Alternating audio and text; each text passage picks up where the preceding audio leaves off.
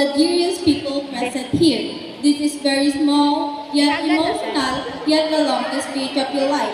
As I am going to talk about friends. We all have friends and we all know that there are various categories of friends. Some friends are polite and never leave you in any situation, even if they have all the reasons to. Some friends teach you a lot in life. Some friends make sure you do well in life and support you like a child. And some are there to see you grow and just be happy introverts.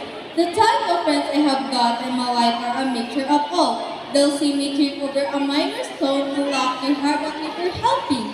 And they'll also be there if I dream about current life situation. My friend circle has a spectrum just like the one you see in rainbows, from darker to lighter shades, but her shades meant contribution in my life. We all want to be someone's friend for life. Mine have proven it too much and at too many times. They literally push me to work harder and will get me present too if I do well. You don't choose your friends.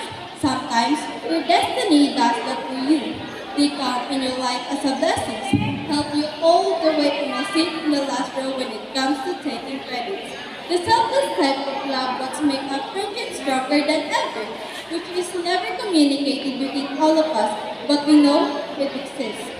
The best of friends don't ask for anything except real life skills of surviving in any condition, whether biking in cold weather or eating hot food in summer afternoon.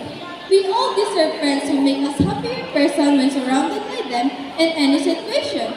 And at the same time, we should also try to be the friend we want in our lives.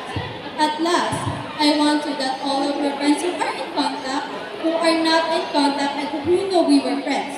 I am grateful for you all. You have really shaped me in some or the other ways. I am what I am because of your words or actions or just the support you showed in times of distress. I owe you a lot, and therefore, I would like to suggest all of the people present here, never take your friends for granted. They're blessings in disguise.